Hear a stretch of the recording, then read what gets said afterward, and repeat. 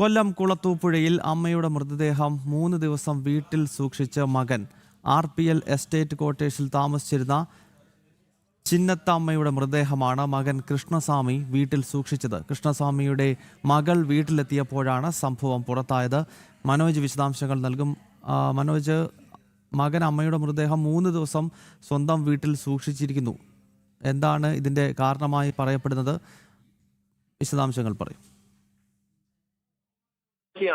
ഈ ചിന്നത്താമ മരിക്കുന്നത് ഏറെ നാളായി തന്നെ കിടപ്പ് രോഗിയായിരുന്നു, വീട്ടിലായിരുന്നു. മകൻ കൃഷ്ണസ്വാമിയാണ് മറ്റ് ശുശ്രൂഷയൊക്കെ ചെയ്തു വന്നത്. അതിനുശേഷം ബുധനാഴ്ചയോടെ മരിക്കുന്ന ഇക്കാര്യം കൃഷ്ണസ്വാമി പുറത്തു പറഞ്ഞിരുന്നില്ല.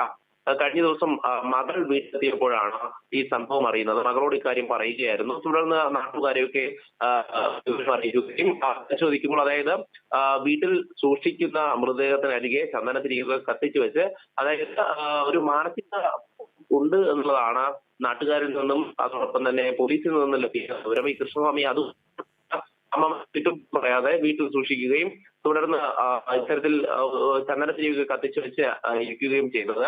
ഇക്കാര്യം നാട്ടുകാർ ചോദ്യം ചെയ്യുകയും ചെയ്തു. തുടർന്ന് പോലീസ് എത്തുകയും മറ്റ് നടപടിക്രമങ്ങൾ പൂർത്തിയാക്കുകയും ചെയ്തിട്ടുണ്ട്. പോലീസിന്റെ ഭാഗത്ത് നിന്ന് ലഭിക്കുന്ന വിവരം മറ്റ് ദുരൂഹതയൊന്നുമില്ല. അതായത് കിടപ്പ് രോഗിയായിരുന്നു, അതിനുശേഷം മരിച്ചപ്പോൾ അത് ഉൾക്കൊള്ളാനാവാതെ മകൻ ഇത്തരത്തിൽ സൂക്ഷിച്ചാണ് എന്നുള്ളതാണ്. എന്തായാലും ആ ദൃശ്യങ്ങളൊക്കെ തന്നെ നമുക്ക് കാണാൻ സാധിക്കും. ഈ മകനോട് അവിടെയുള്ള നാട്ടുകാരൊക്കെ വന്ന് കാര്യങ്ങൾ ചോദിക്കുന്നുണ്ട്.